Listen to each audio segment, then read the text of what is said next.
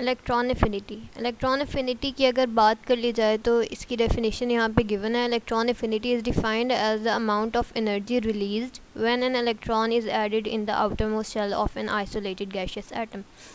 Isolated gaseous atom की हम लोगों ने प्रीवियस लेक्चर में बात कर ली थी। आइसोलेटेड गैशियस एटम का मतलब होता है कि one single atom in its gaseous state. अब इलेक्ट्रॉन एफिनिटी क्या है? एफिनिटी का मतलब होता है अट्रैक्शन, और इलेक्ट्रॉन एफिनिटी का मतलब है अट्रैक्शन फॉर द इलेक्ट्रॉन।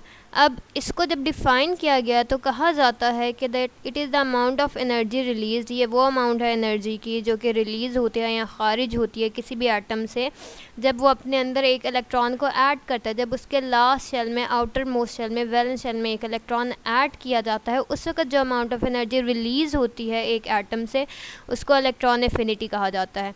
अगर आप यहाँ पे देख लो तो यहाँ पे फ्लोरीन का एटम गिवन है जिसने 1 इलेक्ट्रॉन ऐड किया है, एब्जॉर्ब किया है, और उसके नतीजे में it is converted into fluoride ion, और यहाँ पे एनर्जी रिलीज़ हुई है। यहाँ माइनस साइन का मतलब है कि एनर्जी जो है रिलीज़ हो रही है, और प्लस साइन का मतलब होता है एनर्जी एब्जॉर्ब हो रही है।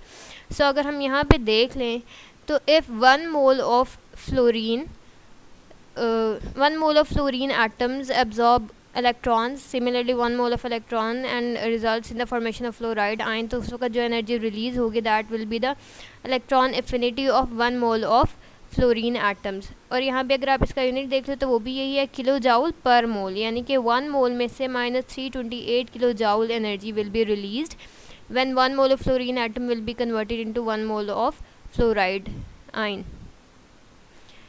अच्छा जी, नेक्स्ट कम द ट्रेंड्स अगर हम देख ले तो हमें पता चलता है that electron affinity increases in the period while it decreases in a group.